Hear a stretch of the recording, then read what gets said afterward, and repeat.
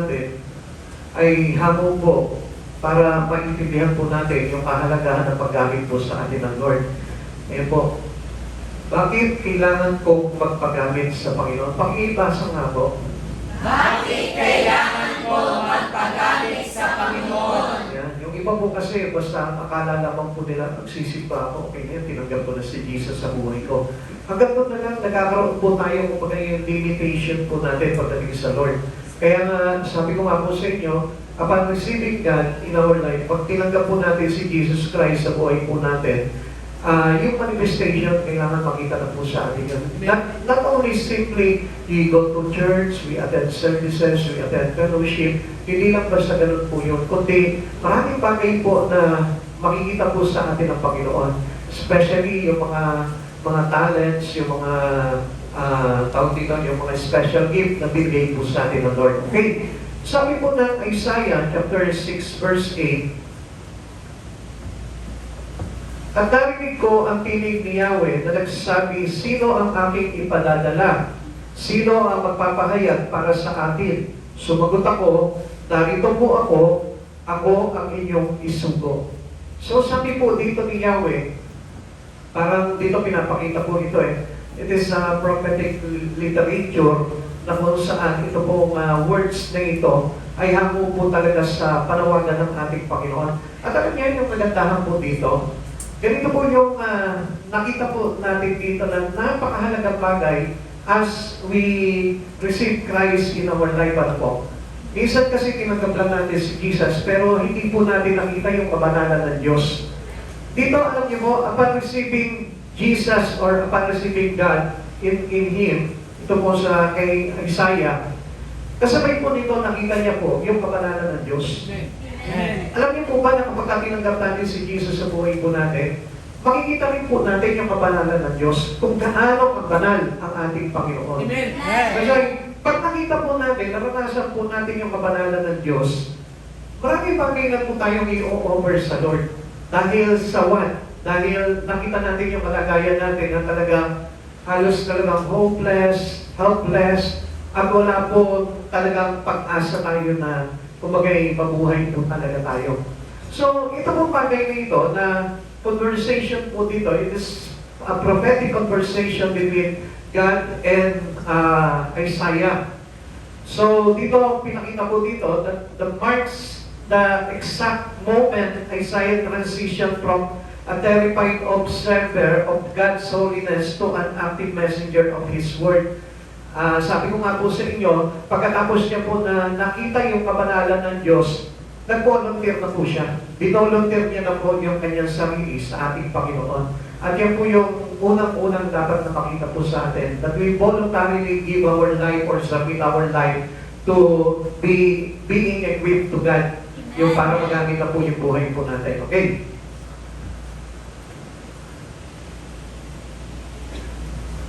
Okay.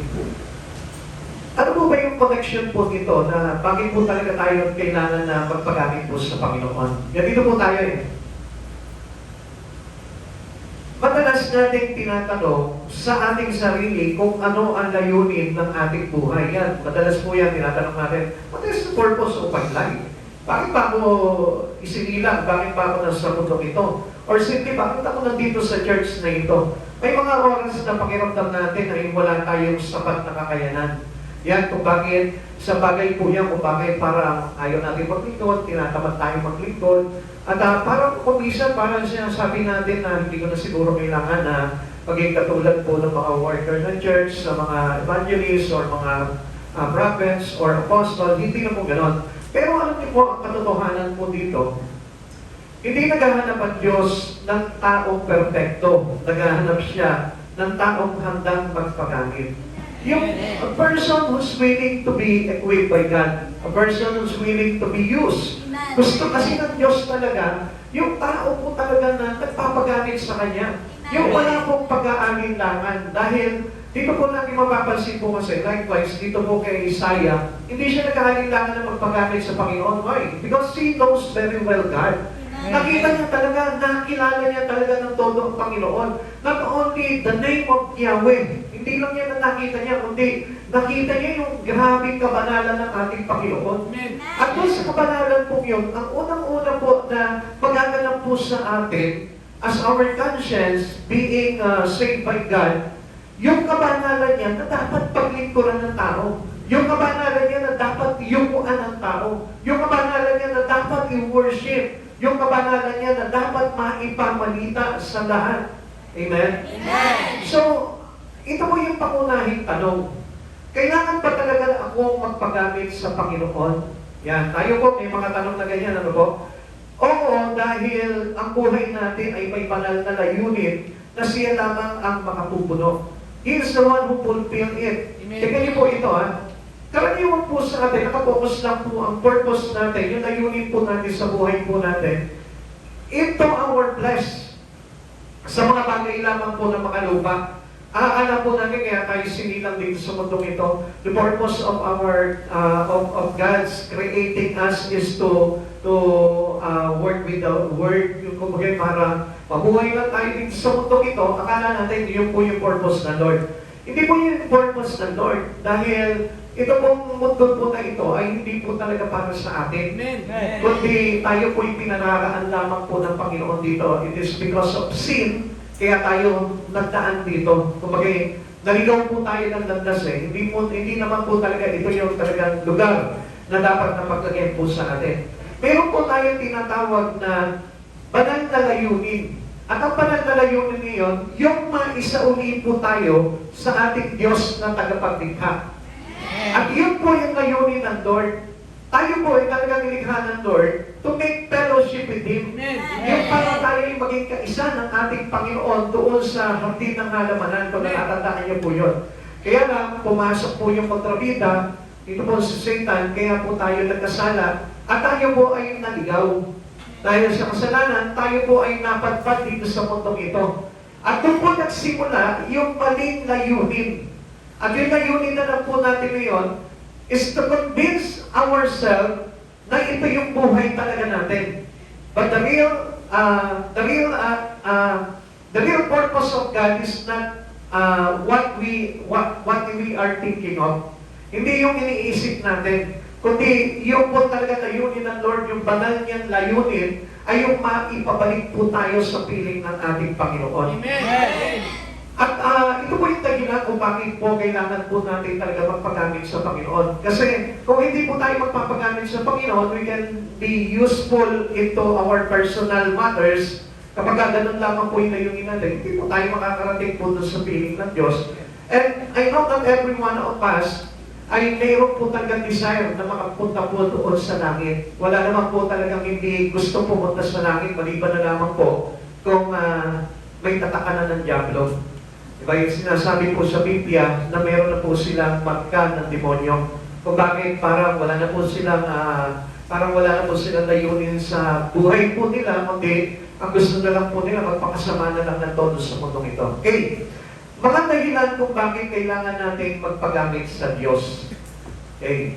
Ano po ba ito mga dahilan na ito? Una, kaya tayo nagpapagamit sa Panginoon dahil ito yung layunin ng ating pagkakalikha. Ito nga po yung sinasabi ko po sa inyo, no po? Ang layunin po ng pagkakalikha po natin ay hindi po para mamuhay lang tayo sa mundong ito. Yung katulad po ng ginagawa po natin, yung daily routine po natin, yung daily works po natin, yung pagkagising mo pa lang sa umaga, maglilinis ka na ng bahay, magluluto ka, mag-prepare ka, susuotin mo, maliligo ka, hindi papasok ka na sa eskwela, papasok ka sa trabaho. Hindi po yun yung talagang layunin ng Lord sa atin. Sabi ko nga po sa inyo, this is not our life. Ang buhay po talaga natin ay nandun. Kaya kung hindi po natin ipapagamit yung buhay po natin sa ating Panginoon, understood po natin yung bagay na kailangan. Kaya tayo dinadala ng Lord na magpagamit sa Kanya para maintindihan po natin yung layuning banal ng ating Panginoon. Kasi kung hindi po natin gagawin yung bagay na yun, hindi po natin makikita na ito pala, yung bagay na gustong mangyari sa akin ng Panginoon. Kaya nga, tayo bilang mga Kristyano, kailangan maunawaan po natin na kailangan po natin talaga magpagaling sa Panginoon. At dapat naman po talaga na tayo po'y magkaroon ng ganap na pangunawa na kapag tayo po'y matagal na po talaga sa Panginoon, dapat na pumasok na po sa kaunawaan po natin itong mga bagay nito. Kaya lang, kaya hindi po natin maintindihan po yung layunin ng pagkakaligha po sa atin. It is because we are complacent about what we are doing already. Kung ano na po yung ginagawa natin, doon na lamang po tayo. Yun na po yung comfort natin. Yun na po yung, kumbaga, parang kalagayan na po ng buhay natin. Hindi tayo nilikha ng Diyos para lamang mabuhay para sa sarili natin. Tandaan po natin yan. Hindi tayo nilikha ng Panginoon para sa sarili lamang po natin. Nilikha tayo para sa Kanyang kapurihan at mabubuting gawa. Kaya gusto ng Lord na magamit po tayo dahil yun po yung mabubuting gawa na nakalaan sa atin. It is His special gift.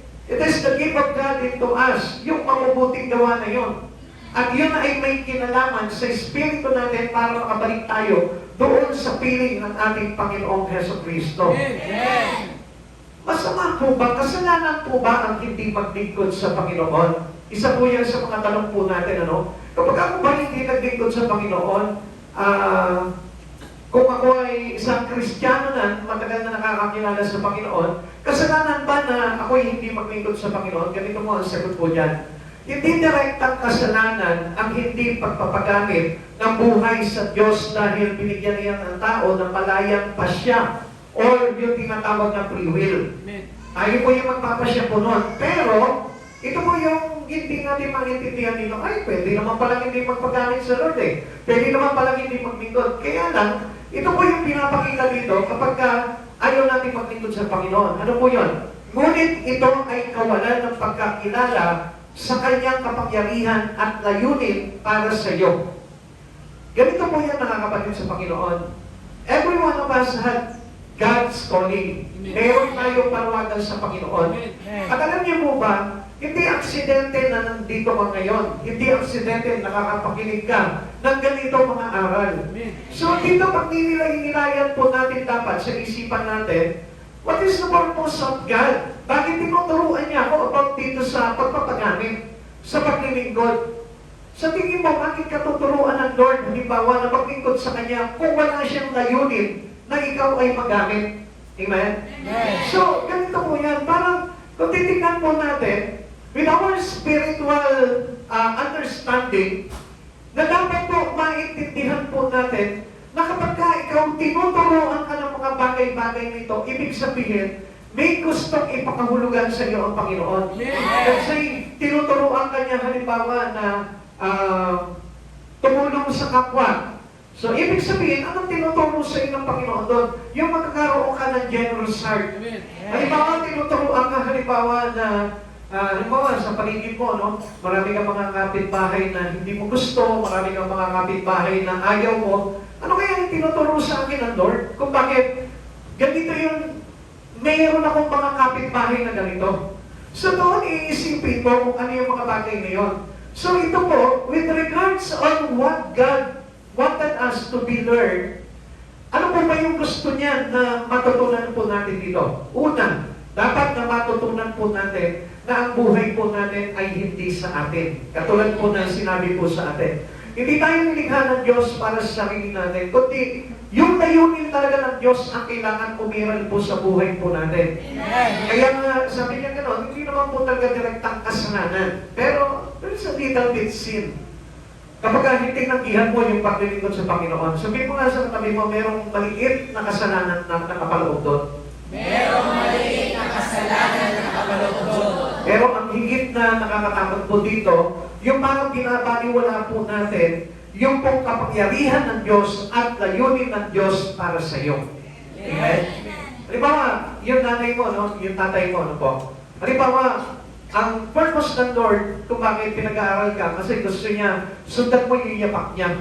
So, di ba sa tatay natin, no? Sa magulang natin, kapag hindi natin sinunod yun, na mag-frustrate po natin sila. There's a little bit anger na pumapasok po sa kanila. Ano ba to? Kahit kailan hindi na ako sinunod. Ito yung sabi ko sa kanya na kailangan niyang tahakin eh. Kasi ito na yung aming, kumbaga parang historical business namin. Ito na eh. Ito na yung background namin eh.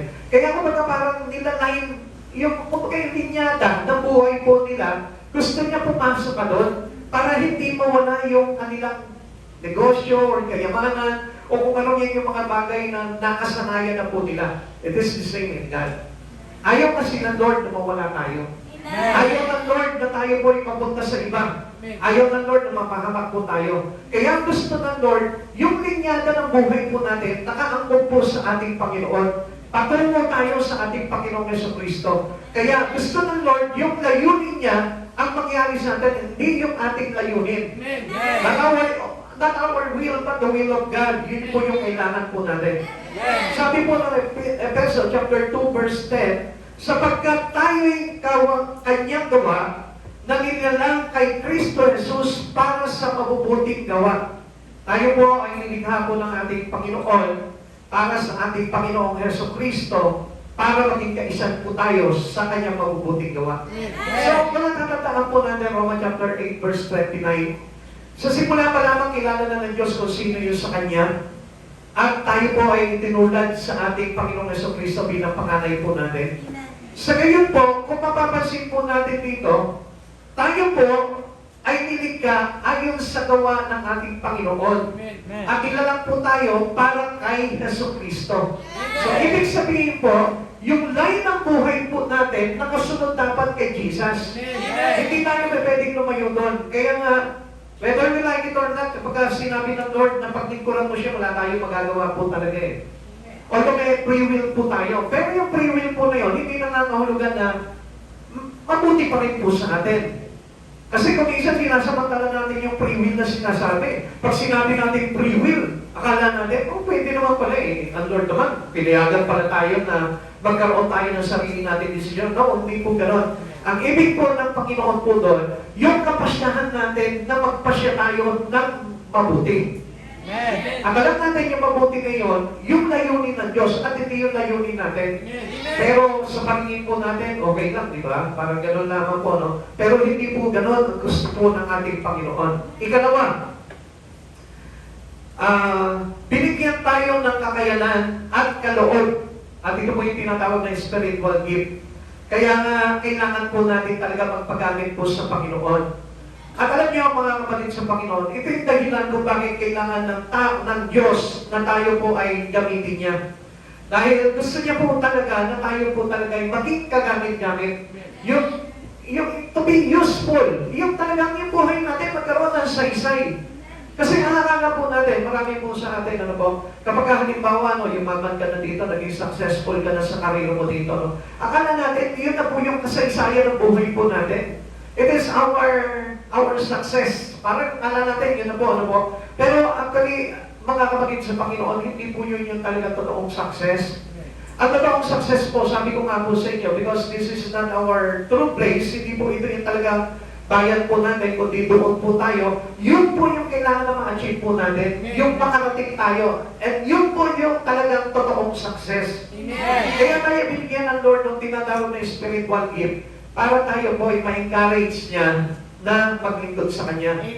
Binigyan tayo lahat ng talento, binigyan tayo ng karunungan, binigyan tayo ng mga kagalingan, pagdating po sa mga kanya-kanya po nating pagkatao.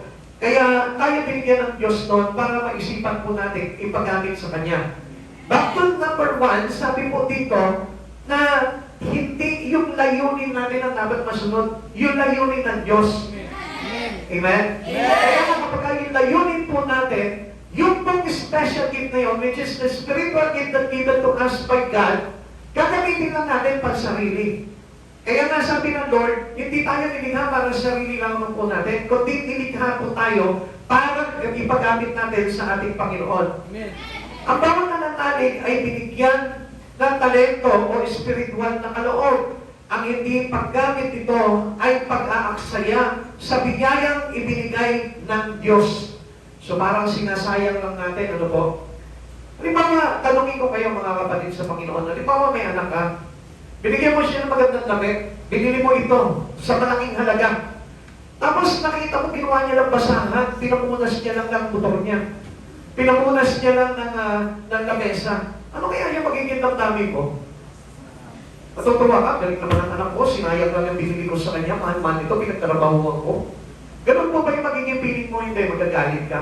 Pagtatakbo ka sa Kanya, kasi sasabihin mo, binigyan pa naman kita, nag-e-effort ako dyan. Nagsipag ako sa trabaho para mabili lang kita ng magandang damit, tapos ganyan lang ang gagawin mo. Pagtatakbo po tayo. It is the same.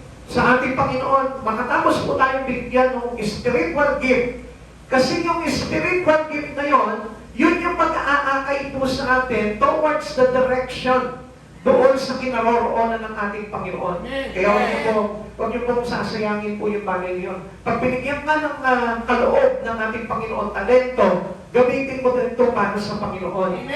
Dahil isang susi po yan para makalakad ka sa Kanya. Halimbawa, binigyan ka ng husay sa pagkanta, sa pagtugtog, sa pag-share ng words of God, gamitin mo yun for the glory of God. Binigyan ka ng katalinuhan.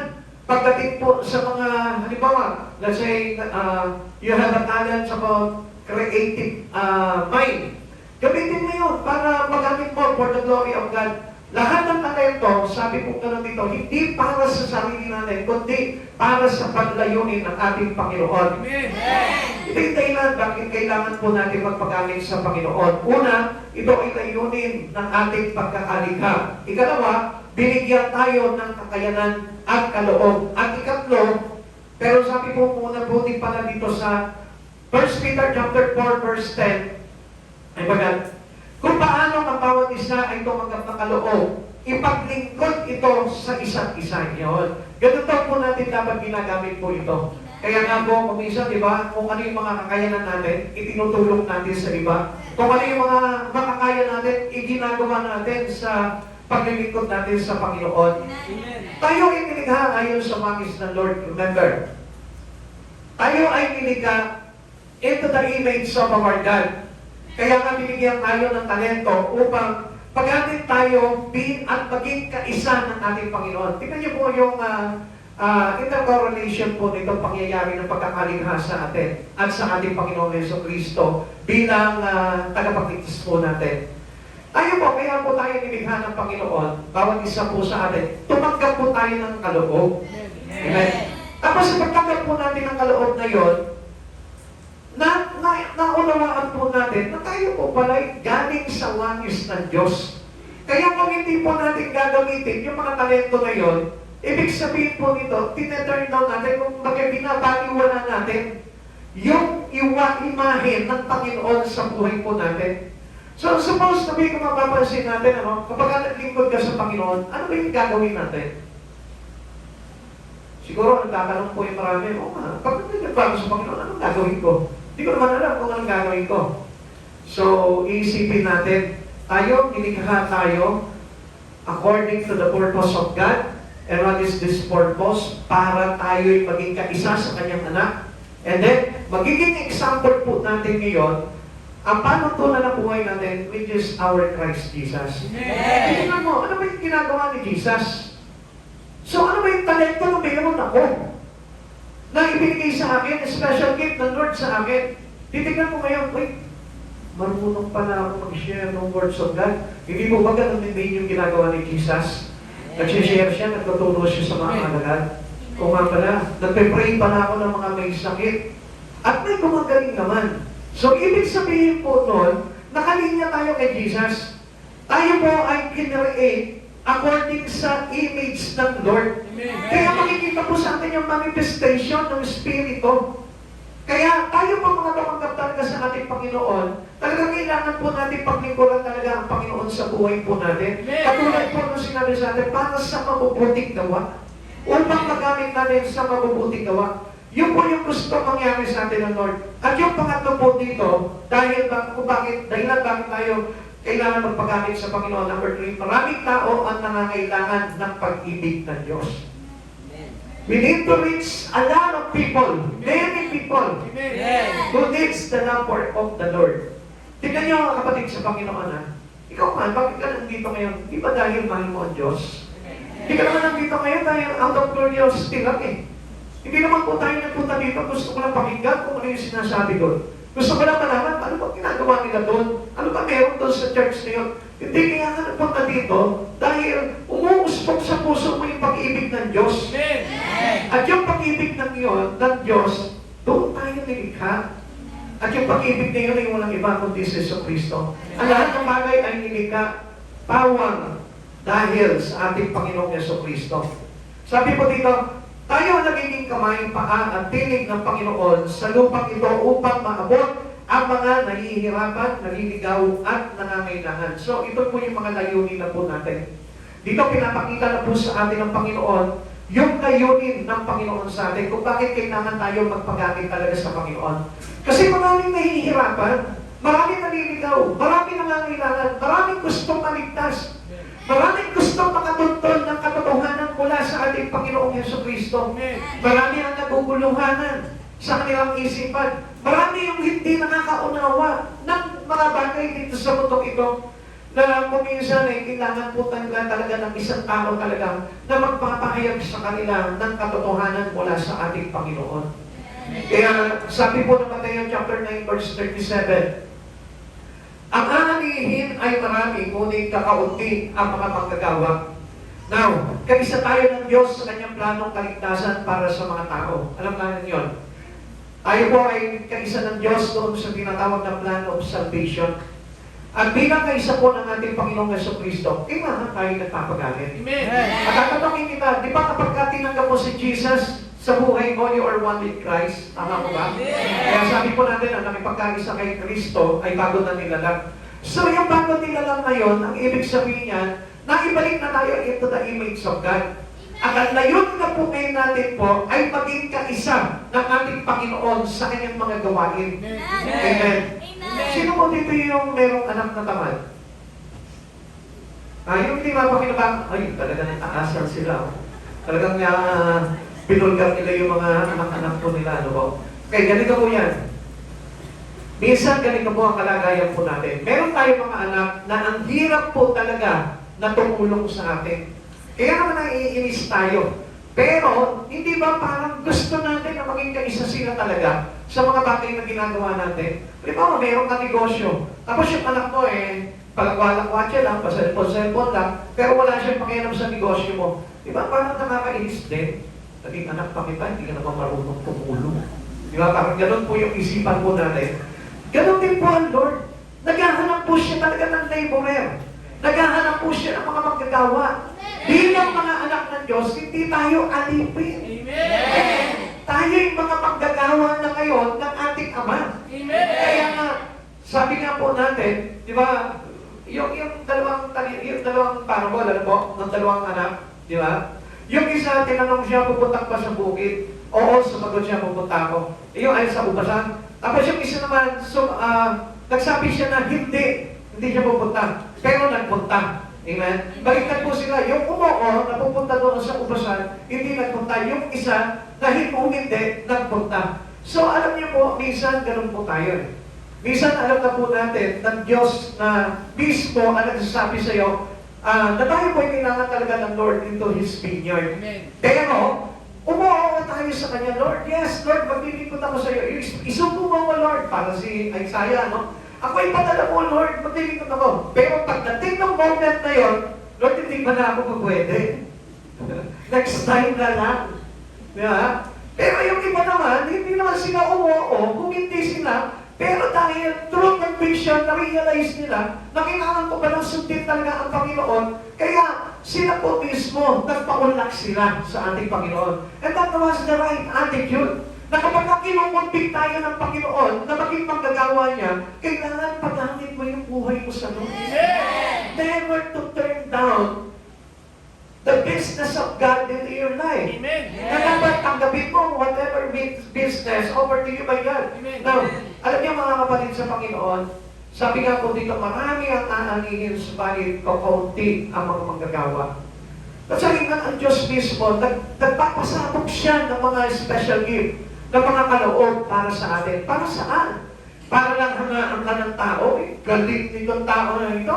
Very talented ng tao na ito. No. Kaya ka binigyan ng talento ng Diyos. Binigyan ka ng karunungan. Binigyan ka ng lakas. Binigyan ka ng galing. Binigyan ka ng creative mind para magamit yun as a laborer to the vineyards of our Father. Amen. Kailangan ipagamit natin natin sa ating Panginoon yun. Hindi po ito ginagamit ng makasarili. Hindi ito ginagamit sa pagpapayaman ng sa mundong ito, kundi ginagamit ito to reach out the world. Kasi maraming nangangailangan, maraming nahihirapan, marami ang naghahanap ng pag-ibig ng Diyos. At tayo yung kamay at paa ng Panginoon to reach them out towards God. At yun po yung layunin kung bakit po tayo kailangan talaga magpagamit sa Panginoon. Ngayon, mayroon po mga hadlang kung bakit ayaw po natin magpagamit. At ano po ba yung mga hadlang ngayon? Una, dahil sa takot at pag-aalinlangan. Pakiramdam natin na hindi po tayo sapat para magpagamit po. Katulad po ni Moises, ano po? Si Moises, ang gusto po siya gamitin ng Panginoon, ano sabi niya po doon? Sabi niya sa Exodus chapter 4, verse 10, sinabi ni Moises kay Yahweh, Panginoon, sa mulat-mula pa'y hindi po ako mahusay magsalita. Bagamat nangungusap ka sa akin, hanggang ngayon pautal-utal pa rin ako kung magsalita. Alam niyo po ba, doon sa conversation po ni Yahweh at ni Moises, nagalit po ito si Yahweh. Sabi niya gano'n sino ba may gawa ng ng mata ng tao? Sino ba may gawa ng bibig ng tao? Okay, basahin po natin. Sabi niya po sa Exodus chapter 4, verse 11, sinabi ni Yahweh, kasi nagalit po si Yahweh, ano po? Kay Moises. Sinabi ni Yahweh, sino ba ang gumagawa ng bibig ng tao? Sino ang may kapangyarihan para maging bingi o pipi ang isang tao? At sino rin ba ang nagbibigay ng paningin at may kapangyarihang bumulan? Hindi ba akong si Yahweh? Kaya nga lumakad ka na, tutulungan kita sa pagsasalita at ituturo ko sa iyo ang iyong sasabihin. No choice. Pag tayo tinawag ng Diyos para gamitin, wala tayong ibang reason para hindi sundin yung pinagagawa sa atin ng Lord. Amen. Kaya nga sabi ko nga po sa inyo, si Lord, kapag tinanggihan mo, nagamitin ka, magagalit din siya. Para sasabihin niya, sino ba nagpayaman sa iyo? Sino ba nagpaunlad ng buhay mo? Sino ba nagbigay sa iyo ng karunungan? Sino ba nagbigay sa iyo ng mga talento? Sasabihin sa iyo ng Lord yun. At alam niyo po ba kung bakit sinasabi ng Lord yun? Kasi yung buhay po natin, siya yung lumikha, siya rin po yung may karapatang kumuha. Amen. Kung bagay ba nga pinapakita ng Lord, siya yung may karapatang dapat sa atin. Hindi yung iba. Kaya lang, kuminsan, tayo po'y nagpapagamit sa iba at hindi sa ating Panginoon. Minsan, tinatagihan natin yung offer sa atin ng Lord. Pero, yung ibang bagay na nagsasabi sa iyo, hindi mo matanggi-tanggihan. Nakukompromise ka doon, pero sa Lord, ayaw mo magpa-compromise. Amen? Amen. Kaya nga mga kapatid sa Panginoon, hindi natin nakikita yon na ang Diyos marahil sa kakatanggi natin, baka nag-uumapaw na yung galit niya. Dahil tanggi tayo ng tanggi. At gusto ko po na malaman po ninyo, ayaw ng Lord na tinatanggihan po talaga siya. Dahil siya po yung may karapatan sa atin. Siya yung lumikha sa atin. He is the creator of everything. At alam naman po natin, na kung sino yung may likha po sa atin, siya po yung may kapangyarihan sa buhay po natin. Amen. At kung halimbawa, sa iba po natin pinapagamit yung buhay po natin, it is gratitude to God. Amen. We insult God. Ini-insulto natin ang Panginoon. Bakit? Hindi naman ikaw may likha sa akin, iba ang lumikha sa akin. Kaya ito yung gagawin ko, ito yung susundin ko. Parang ganun po yung tugon po natin. At ano pa po yung bagay na hadlang po sa atin? Yung pong kabisihan ng mundo. Masyado tayo nakatuon sa sarili, ating mga plano, kaya nawawalan tayo ng oras sa plano ng Diyos. Yung plan of man, nandun lahat nakapokus yung isipan ng tao. The plan of man destroy the plan of God in your life sa buhay mo mismo. Parang winawasak ng plano mo, ng sariling plano mo, yung plano ng Diyos sa iyo. Kaya ang hindi po natin napapansin dito, plano ka ng plano sa buhay mo, pero pagdating sa Diyos, wala kang plano. Alam niyo ba ang Diyos, ang plano ng Diyos para sa iyo. At yung plano ng Diyos para sa iyo, para maligtas ka, hindi ka napahamak. Kaya lang, tayo po baligtad ng plano ng Diyos. Ang plano natin, magpakayaman lang sa mundong ito.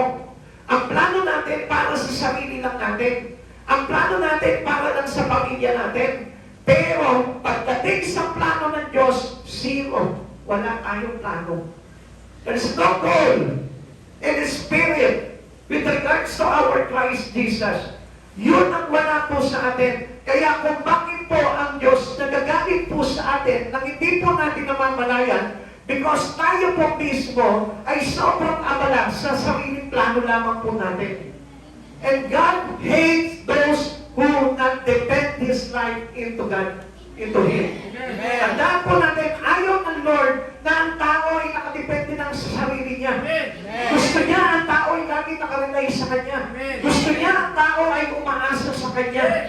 Gusto ng Diyos na ito, na yung buhay mo ay sa Kanya lamang nagkakaroon ng pag-asa at hindi sa ibang bagay. At isa pa po magiging hadlang sa paggamit po natin sa Panginoon, makinig po kayo, yung pong tinatawag na kasalanan. Ang mga nakatagong kasalanan ang nagpapalayo sa atin sa presensya ng Diyos. Minsan gusto natin magpagalit sa Lord. Amen? Amen. Minsan gusto na natin. Minsan nagdi-decide na tayo. Pero bakit tayo nahahandangan? Because of sin. Sometimes yung sin po natin, yun yung nagtataboy po sa atin sa mga bagay na banal. Okay, babalik tayo kay Isaiah. Noong time na natagkasan ni Isaiah, nakita niya yung kabanalan ng Diyos. Anong nangyari po kay Isaiah? Sabi niya, kawawa ako. Nakita ko ang kabanalan ng Diyos. Ako'y isang makasalanan nakikipamayag sa mga makakasalanan. So kung papansinin po natin yung sinabi po ni Isaiah po dito, yung kanyang kasalanan na yon, hindi yun yung naging dahilan ng kanyang pagkawala sa Panginoon. He break that barrier over that sin. Tayo hindi. Kinokontrol tayo ng kasalanan ng mundo. Kinokontrol tayo ng kasalanan natin na nakatago. Kaya itong kasalanan na ito, separate you from serving God. Kaya pala maraming tao gusto naman talaga maglingkod sa Panginoon pero napipigilan. Why? Because of sin. Amen. Pero ang tao, kapag nakita niya yung kabanalan ng Diyos, He is willing to be sanctified. Kasi yung kabanalan ng Diyos na yun, pag naramdaman mo yun, Lord, kahabag-habag ang kalagayan ko. Isa akong marumi. Isa akong makasalanan na nakakita sa iyong kabanalan. Kaya ang tendency mo, hindi ka lalayo sa Lord eh. Ang galing masasabi mo, Lord, hindi ako karapat-dapat sa iyo. Ihiwalay ko yung buhay ko, pero hindi po ganun yung magiging reaction mo dapat eh. Dapat ang magiging reaction mo, Lord, kailangan ko pala magpakalinis. Kailangan ko pala magpalinis sa iyo. At sa pamamagitan ng panawagan ng Diyos na ito, kasama doon yung tinatawag na paglilinis. Kaya pala gusto ng Diyos na magamit yung buhay natin is for us to be close in Him. Amen. Kasi tayo, sa Kanya tayo kukuha ng ng lahat ng vision, sa Kanya tayo kukuha ng task, sa Kanya tayo kukuha ng mga trabaho eh. Amen? Like for example, doon sa trabaho mo, sa kumpanya mo, di ba lalapit ka sa boss, ano po yung papatrabaho mo sa akin? Sige, ibigay mo sa akin yung mga trabaho. Sa Panginoon, ganun din po tayo. Kung gusto nyo na tayo po ay maging close po talaga sa Lord, at tayo po ay malinis doon sa mga kasalanan na yun, kukuha ka na ng gawain sa Panginoon. At yung gawain na yun yung maglalagay sa atin into sanctifying life. Masasanctify tayo tayo lilinisin ng Panginoon. Kaya nga hindi tayo kailangan mahandangan doon sa bagay na yung kapatid sa Panginoon. Tingnan niyo po sabi po dito, itong mga bagay na ito yung handlang po sa atin. Sabi ng Hebrew chapter 12, verse 1, kaya nga dahil napapaligiran tayo ng maraming saksi. Ano po yung sinasabi po dito? The first line, ang tinutukoy po dito, maraming kaabalahan. Kaya nga sabi po dito, tanggalin natin ang anumang balakid at ang kasalanang kumakapit sa atin. So yung kaabalahan na yun, it is because the sin is real that separate us into the Lord. So yung kasalanan na yun, kung bakit tinutulak tayo sa kaabalahan. Listen, makinig po kayo mabuti po dito. Ang ipinapahiwatig po dito, dahil sa kaabalahanan at sa kasalanan, kaya ang buhay po natin ay malayo sa Panginoon at nawawalan po tayong gana na maglingkod sa Lord. Yung kasalanan, napakalaki po talagang lason sa buhay po ng tao yan. Amen. Amen. Kung bakit po parang wala po tayo ka-interest pagdating sa Lord. Kaya kung minsan, nandun ka na sa church, makikita mo parang, bakit ganito ba? Wala akong nararamdaman. Parang patay na patay yung aking espiritu. Parang wala akong nararamdaman talaga. Alam niyo, nung araw naranasan ko rin po yung araw yan. Noong time na na-separate po talaga ako sa Lord from 7 months. Tagal. Kahit na nagpe-pray po ako, wala ako talagang very drifted po talaga. Talagang parang nakalubog po talaga ako sa kung anong bagay na hindi ko talaga maramdaman talaga yung presence ng Lord. At doon po dumating na parang daray ka na parang kahit anong gawin mo, parang walang kwenta. Yung mga bagay sa Panginoon na kahit anong gawin mo, parang walang kwenta. Alam niyo, mga kapatid, marahil dito po sa atin, mayroong mga nakakaranas doon. Na kapag halimbawa yung parang hindi na tumatalab sa iyo yung words of God, yung prayer mo parang dry na dry. Na parang hindi mo nararamdaman yung Panginoon, di ba? Kung minsan kapag nagpe-pray ka ng hating gabi, nagpe-pray ka ng madaling araw, bigla makikita mo parang dumodoble yung ano mo, dumodoble yung katawan mo. Hindi mo ba napapansin yun? Pag nag-pray ka, yung talaga taintig ka ng pray sa Panginoon, makikita mo parang kumakapan yung balat mo. Ewan ko kung nararanasan niyo po yun. Pag hindi mo na nararanasan niyo, parang dry ka na lang, parang salita ka na lang ng salita. Tapos wala ka ng gana yung pagsasalita mo, parang hindi na nakatuon sa Panginoon yung mga bagay na sinasabi mo. Alam niyo, kapatid sa Panginoon, darinting ang tawag po doon. Na ang ibig sabihin po noon, ang layo-layo mo na sa Lord because of sin. Amen. Agad po natin simple, gamitin yung kaabalahan po natin. Agad natin gawin dahilan po yung kaabalahan natin to separate our life to God. Kapatid, mahirap yun. Gusto ko na ipaalala po sa inyo yung bagay yun. Yung kaabalahan po natin at yung kasalanan, meron pong relasyon sa isa't isa yan. Kung bakit po yung kasalanan na ito, nilalagyan ka ng kaabalahan para mawala yung focus mo into our Lord. Makinig po tayo, mga kapatid sa Panginoon. Ito mo, hindi po talaga biro po ito. Kaya nga sabi po dito, kaya nga dahil napapaligiran tayo ng napakaraming saksi. At tinutukoy po dito sa translation na po ito, yung pong kaabalahan po natin. Yung unfocus po tayo sa mga bagay sa Panginoon. Tanggalin natin ang anumang balakid at ang mga kasalanan kumakapit sa atin. Buong, anong gagawin natin? Buong tiyaga tayong tumakbo sa takbuhin nasa harapan natin. At sino yung nasa harapan po natin? Si Jesus. Amen.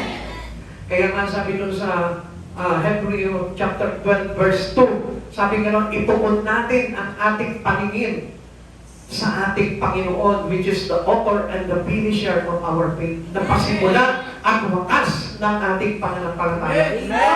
Kung sinasabi ng Lord dito, na sa Kanya po tayo umabit. Sa simula hanggang sa wakas, hindi tayo masikitan. Okay? Gusto kasi ng Lord, yung focus po talaga natin nasa Kanya. Amen. Amen.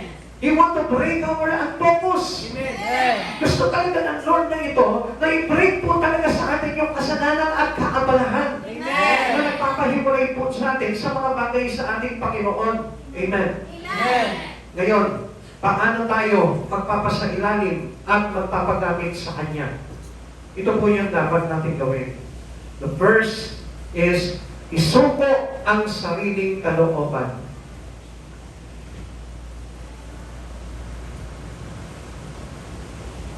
Yan. Which is our submission.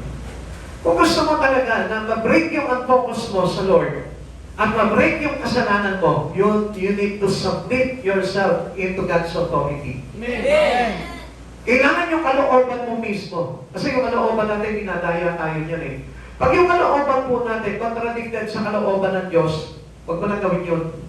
Ibig sabihin po nun, it's terrifying things na talagang wawasak talaga sa buhay mo. Kaya titignan po natin kung yung kalooban mo ay nagkakaroon ng correlation sa kalooban ng ating Panginoon, yun ang dapat natin gawin. Sabi po dito, magsimula sa panalangin ng pagpapakumbaba. Sabihin po natin, Panginoon, hindi ang kalooban ko, kundi ang kalooban mo ang masunod. Lagi natin itatatak sa isipan natin, not my will, but your will be done. Amen. Na kapag kami gagawin po tayo, Lord, not my will, but your will be done. Amen. Amen. Kaso kung minsan, alam na natin, hindi na will ng Lord, pero pipilit pa rin natin yung sarili natin. Pero kung minsan naman, will na ng Lord, pero tatanungin mo pa yung sarili mo kung kalooban ng Diyos. Hello? Minsan alam niyo ako, may natanong akong ganyan eh. Sabi ko sa kanya, maglingkod ka sa Lord kung kalooban ng Diyos. Sabi ko, pwede hindi maging kalooban ng Diyos kung maglingkod ka sa Kanya. Hello? Mag-pray tayo kung kalooban ng Diyos. Paano naman hindi magiging kalooban ng Diyos kung mag-pray ka sa Kanya? Eh yun nga yung gusto ng Lord eh. Amen. Amen? Amen. Magsisimba ako sa Wednesday kung kalooban ng Diyos. Ano ba naman? Hello? Halimbawa naman, meron kang may kaklase ka, ano po? Itong kaklase mo to, may kagalit. Tapos lumapit sa iyo, Kristiyano ka. Tulungan mo nga ako, awahin natin yun. Pagtulong na natin. Sige, sige, sige. Kung kalooban ng Diyos. Nami-misuse natin yung not my will, but your will be done. Actually, alam niyo po, kung hindi natin gagamitin po talaga, yung isipan po natin, maililigaw po tayo ng sarili nating kalooban. Amen. Kailangan mo ba bang pag-isipan yun na kailangan mo ba tanongin ang Panginoon kung kalooban yun? Amen? Maami nga sinasabi po dito, di ba yung sinabi po na pagtatrabaho ko sa malayong bansa, di ba? At noon ay mapapayaman ako. Yung sinabi ko ng Biblia, doon sinabi niya kung loloobin ng Diyos ang sabihin mo.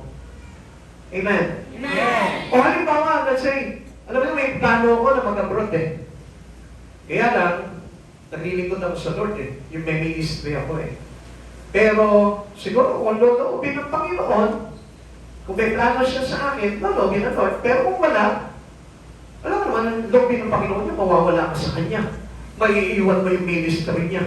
Amen? Amen. Kung minsan kasi kalooban ng Diyos no, kahit naiwanan mo yung ministry mo sa Panginoon.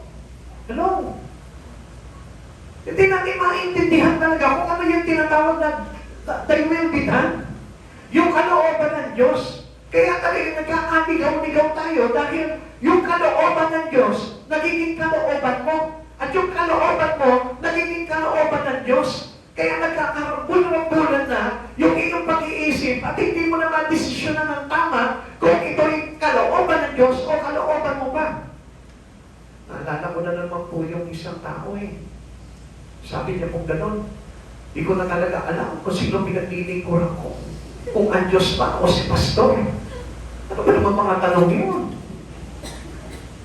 Alam niyo kung minsan kasi, kapag hindi po talaga tayo nagsuko ng kalooban sa Panginoon, talaga maguguluhan po talaga tayo. Amen. Kaya nga, submission is the thing, the matter. Amen. Amen.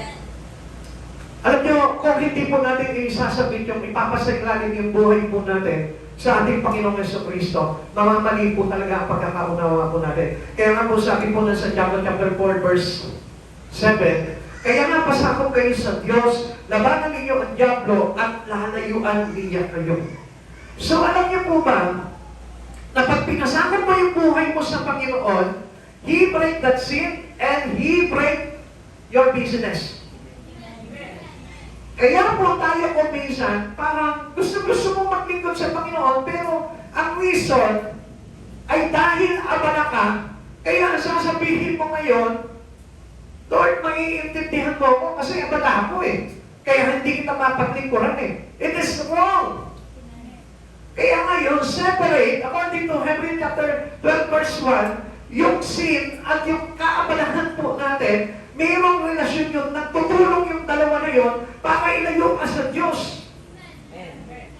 Kaya ngayon, ang gusto ng Diyos ngayon, sabi dito kay Santiago 4:7, Kaya nga, pasakop kayo sa Diyos. Submit yourself unto the Lord. Na kapag ka nakapasakop ka na sa Panginoon, yung kaabalahan, yung kasalanan na nagtutulak sa iyo doon, kayang i-break ng Lord yan. Ang sabi, labanan ninyo ang diablo at lalayuan niya kayo.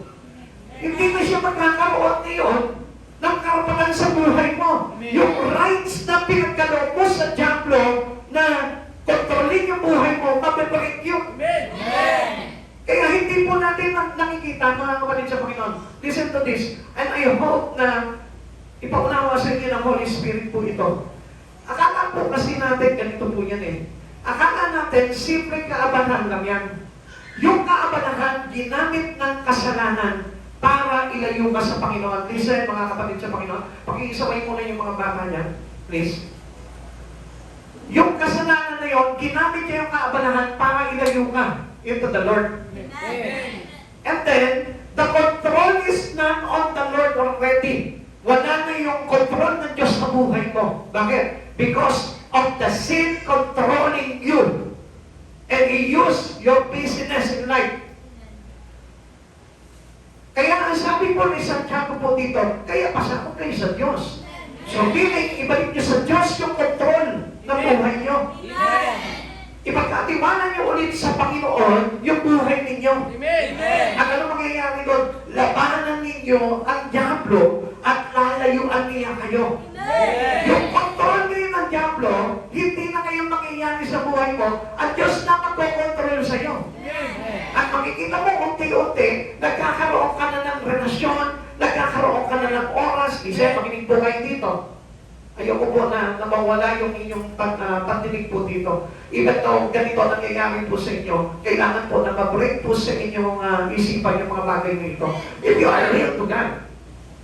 Dahil kung hindi nyo po talaga kukunin itong aral na ito, mamamali po talaga tayo pagdating po sa pag-unawa ng salita ng Diyos. So nakita naman po natin kung ano po talaga yung humahadang sa tao. Many people love God. Many people wanted to serve God. Lahat tayo na lang dito. Absolutely. Walang pag-aalinlangan. Gusto natin paglingkuran ng Panginoon. Kaya lang ang problema, you're not in control. Ibang may control, hindi ang Diyos. Hindi rin ikaw, kundi ang diablo. Kaya ang diablo, especially, pag sinabi mo, paglilingkod ako sa Master, which is our Christ Jesus, papayag ba siya? No, hindi. Sa akin kayo. Kaya sabi ni Santiago, resist the devil, submit to the Lord, resist the devil, and the devil will flee.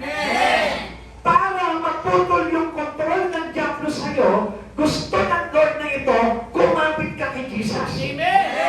And He take over the control of your life. Siya yung kailangan mag-control. Pag sinabi sa'yo ng Lord, magsimba ka, paglingkuran mo ko, mag-pray ka, magbasa ka ng Bible, mag-fellowship ka, gamitin mo ang buhay mo, lahat ng talento mo, gamitin mo para sa karangalan ko, gagawin mo yun. Because He is already the control of your life. Na kailangan po talaga, ang Diyos po talaga, yung nag-overrule po sa atin. He is reigning our life. Kasi He is the King of Kings. So yung King of Kings, ibig sabihin, He reigns and He overrules.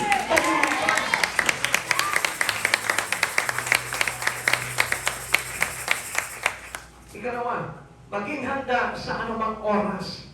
Yung magkaroon po tayo ng tinatawag na availability. Para hindi tayo mahadlangan, kailangan po na magkaroon tayo ng availability. Yung tinatawag na handa po tayo sa anumang oras.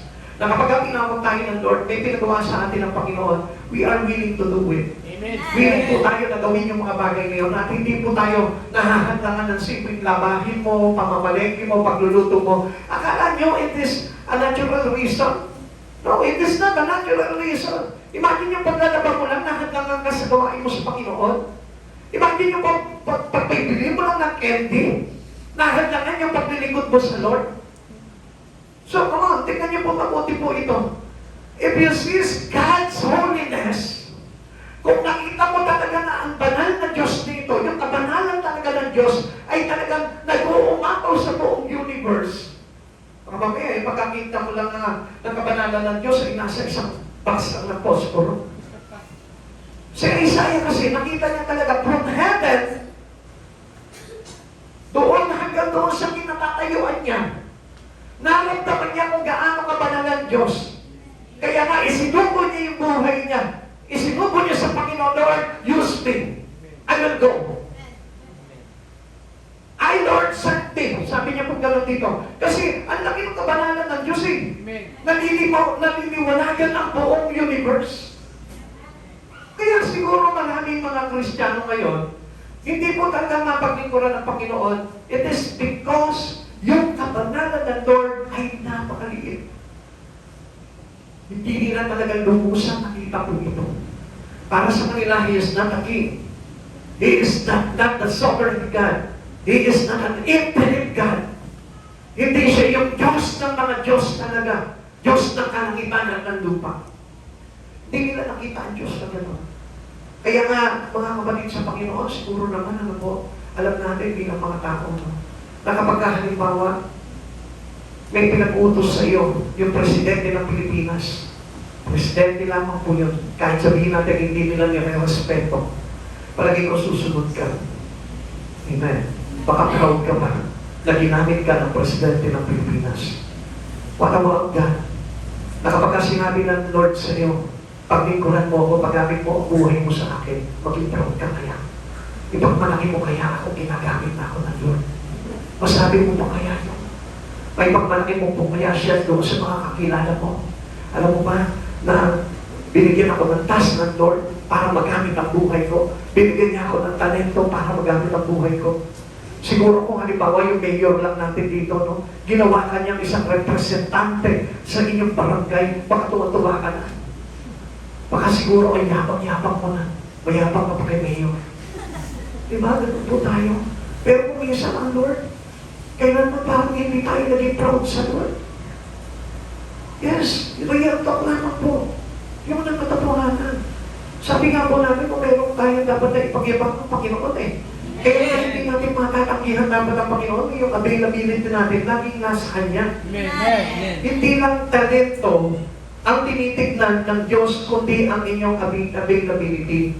Handa ka ba magpamahabala para sa Kanyang kaharian?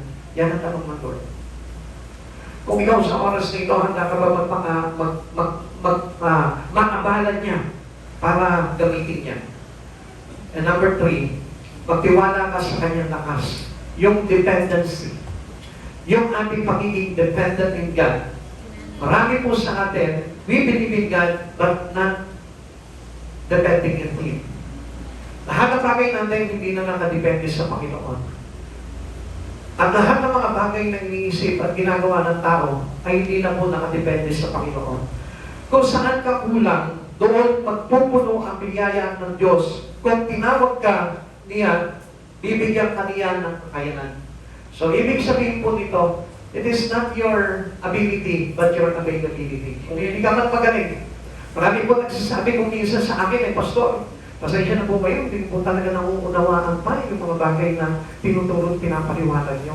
Yes, totoo yun. Pero, kapag ka nagkaroon ka talaga ng sapat na kalooban na sundin ng Panginoon, ang Diyos ang magbibigay sa iyo. Kaya nga kung minsan, alam niyo po, natatandaan ko po yung sinabi po sa amin ng mentor ko nung araw. Sabi niya, kung gaano kalaki ang box mo, ang kahon mo, yun lang ang pupunuin mo. Amen? Pagka binigyan ka ng Lord na maliit na box, yun lang yung pupunuin mo. At hindi na siya magbibigay pa ng iba pa. Dahil aapaw lang masasayang. Pero, kapag ka naghangad ka sa Panginoon na, Lord, use me mightily, bibigyan ka ng malaki-laking box. At yun yung kanyang lalagyan sa iyo. Kapatid sa Panginoon, kung minsan nagmamalaki po tayo, na marami na tayong alam sa Panginoon, pero ang totoo, dahil sa hindi ka naman nagpapagamit sa Kanya, ang hindi mo alam, napakaliit lang pala ng kaalaman na meron ka. Pero, tingnan niyo po yung mga nasa megachurch. Tingnan niyo po yung mga prophet, evangelist na kahit saan bansa, meron po sila mga tagasunod. Hindi po ba kapag ka nagpahayag sila, makikita mo na dami nilang alam. Very broad talaga yung nalalaman po nilang kapahayagan mula sa Lord. It is not the same with me. Na halimbawa ako, ito lang yung aking nasasakupan. Compare with them. Hindi po parehas po yun. Mas marami ka nasasakupan, mas marami yung ability na kayang ibigay sa inyo ng Lord. Kaya nga, ang kailangan po natin is willing tayo na magdepende sa ating Panginoon. At willing tayo na ipagamit yung buhay po natin sa Panginoon. Kaya kapatid sa Panginoon, gusto ko po na malaman po natin, mahalaga ang pagpapagamit sa Lord. Amen. Wala sino man nakakilala sa Panginoon na wala siyang gana pag napaglingkuran ng Lord. Tandaan po natin mga kapatid sa Panginoon. Ito po yung pangwakas po natin na hamon. Ang buhay na ginamit ng Diyos ay ang buhay na may pinakamalalim na kahulugan at kagalakan. Huwag mong sayangin ang iyong buhay sa mga bagay na lumilipas lamang. So sabi ko nga po sa inyo, na kapag pinagamit mo yung buhay mo sa Panginoon, yun yung buhay na may pinakamalalim at may kahulugan at kagalakan. Dahil pinagamit mo sa Lord eh. So, ibig sabihin, kung gusto mo na pagkaroon ng isa yung buhay mo, ipagamit mo sa Lord. Huwag mong ipagmalaki na okay naman yung buhay mo dito sa mundong ito. Hindi okay yung buhay na yun kung hindi ka ginagamit ng Panginoon. Panawagan sa pagkilos, handa ka bang sabihin sa Panginoon ngayon, narito ako, Panginoon, gamitin mo ako. O sasabihin mo pa rin sa sarili mo, kung loloobin ng Diyos, kapatid sa Panginoon, lahat ng bagay na may kinalaman sa ating Panginoon na makapagbibigay ng kaluguran sa Kanya ay kalooban ng Panginoon. Na hindi lang pinag-uisipan pa, kundi pinapanalangin na lang sa Panginoon, Lord, gabayan mo at patnubayan sa mga bagay na inaatas mo sa akin. Tayo pa yung lahat magsitayo.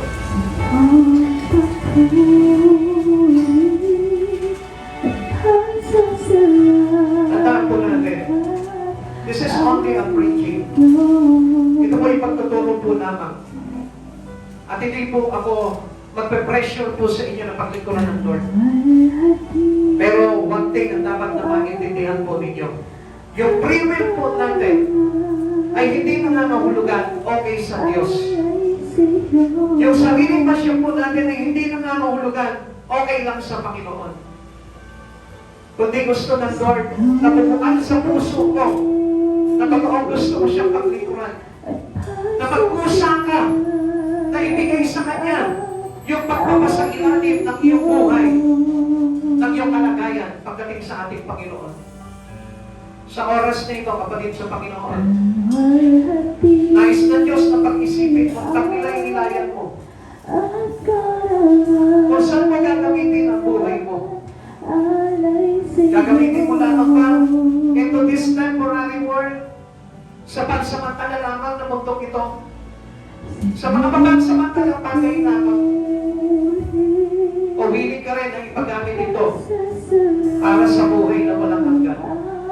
Mag-isip ka sa oras na ito, kapatid sa Panginoon. Don't waste your time. Don't waste your time. Sapagkat ang Diyos na ito, tinawag tayo at binigyan ng mga talento. Hindi para gamitin lamang natin sa sarili po natin. Binigyan ka ng katalinuhan. Binigyan mo ng kagalingan. Binigyan mo ng lakas. Hindi para lamang para sa sarili mo, kundi para maparangalan ng Diyos sa buhay mo. Binigyan ka ng kayamanan. And use this, all this substance, ang lahat ng iyong mga ating gamitin mo para sa karangalan ng Diyos.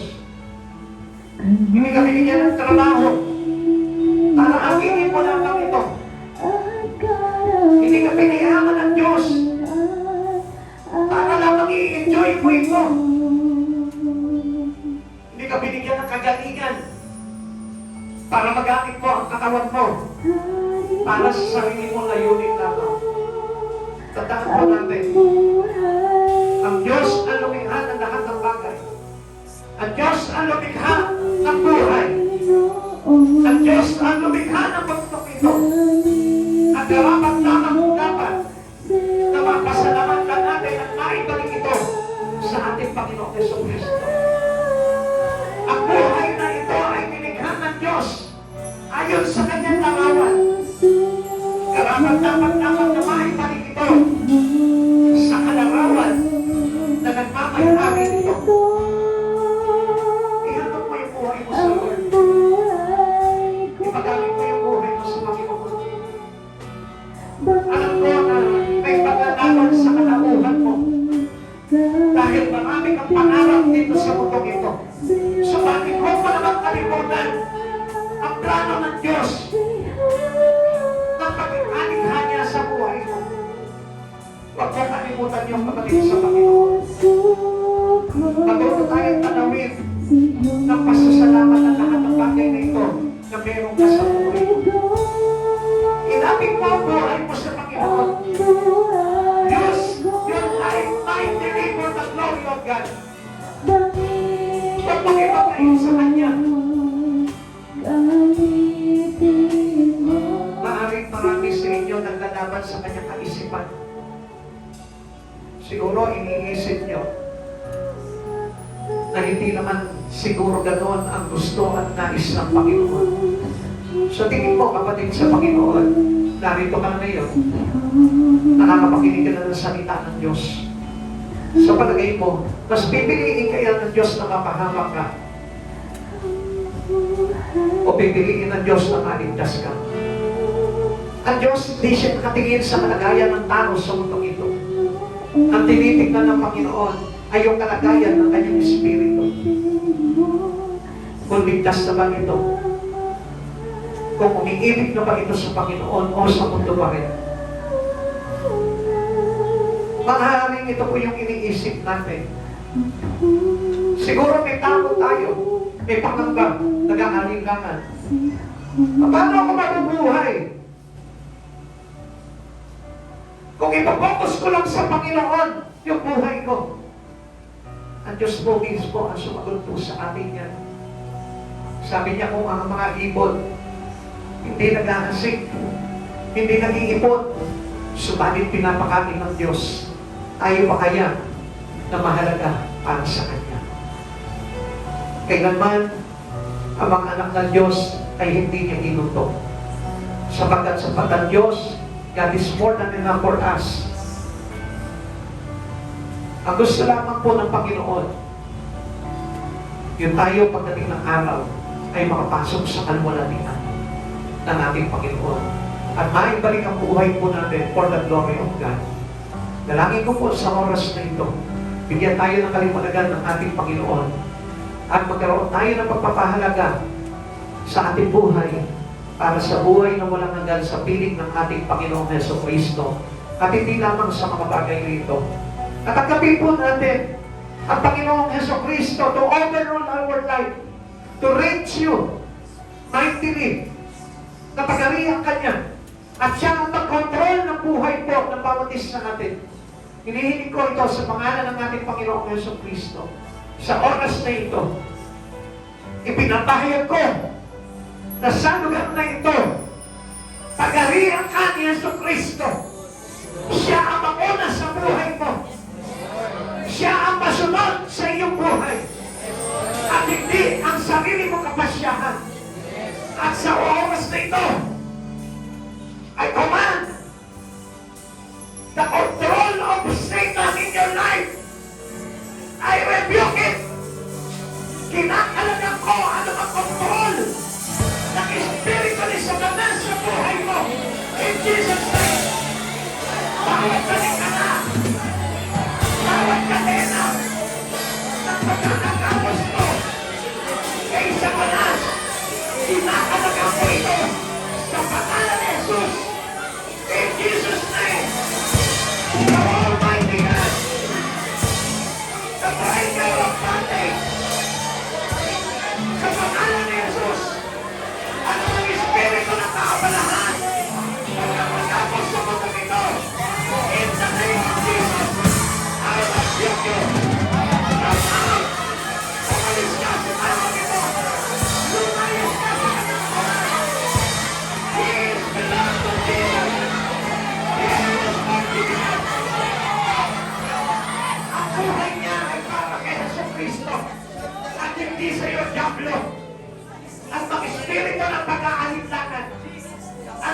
espiritu ng kamalian sa pag-iisip, I rebuke you.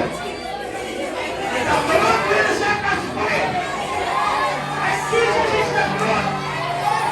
Release Jesus.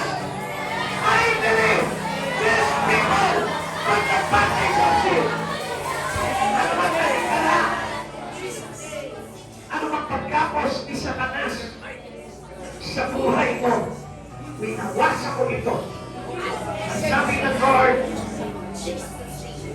ano magigapos natin dito sa lupa, igagapos niya sa langit. At ano ang kalagad natin dito sa lupa, kakalagad niya sa langit. At sa oras na ito, every one of us here, kinakalagad ko, tinatanggal ko, ano mang talikana, ano mang kadena, ano mang mga nakapalupot sa iyong espiritu, in the name of Jesus. Release the deliverance of the Lord. In Jesus' name. Release the power of your blessing. In the name of Jesus. Spirit na nakakalahan sa mga naman. Lose all. Satan, lose all.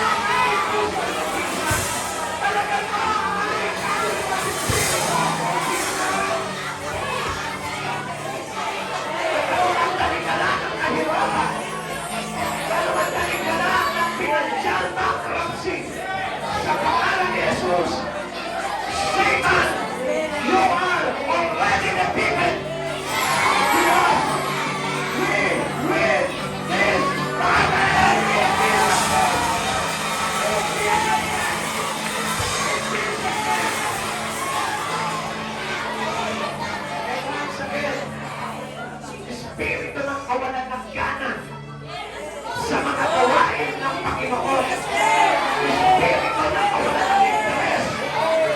Nagpapalako ng Espiritu kay Kristo. I rebuke you, Satan. I rebuke you, Satan. Sa amin, in the name of Jesus. Sa pangalan ng Jesus. Sa pangalan ng kapangyarihan Diyos na buhay. Sa magitan ng aming mga buhay. At sa oras na ito, we submit and we surrender our life and spirit to our Savior Christ Jesus. Sa oras na ito, ipinapaubayan namin, pinagagamit po namin ang aming buhay para sa iyo, Panginoong Jesus, na may akda nito. Panginoon, Ikaw ang tumubos at nagligtas sa amin. Ikaw ang naglikha ng aming buhay. Sa iyo lamang ito, Panginoon. At magagamit mo po ito para sa karangalan mo.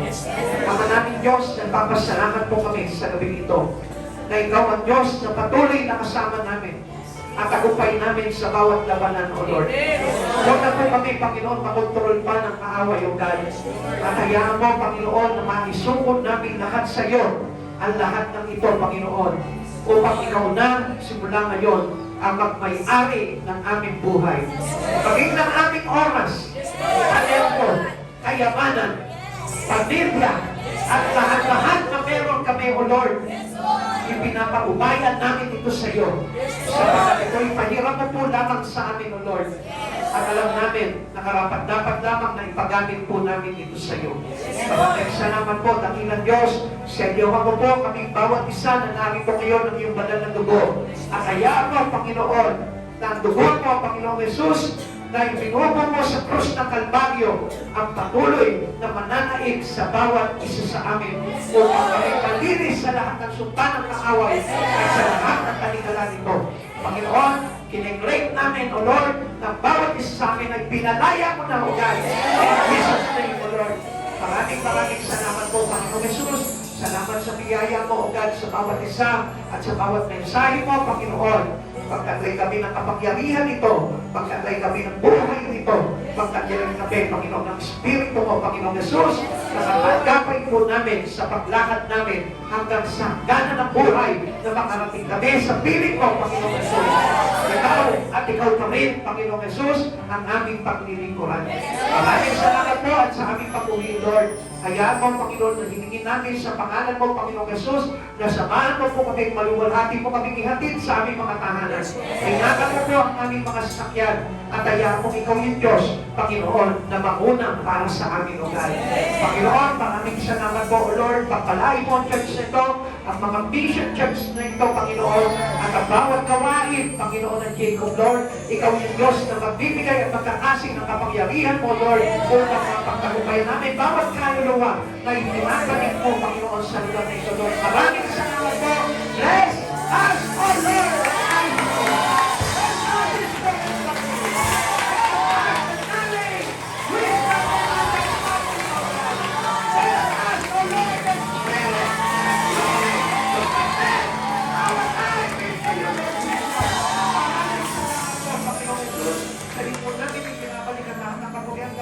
Sa tanging pangalan mo po lamang in Jesus' mighty name we pray.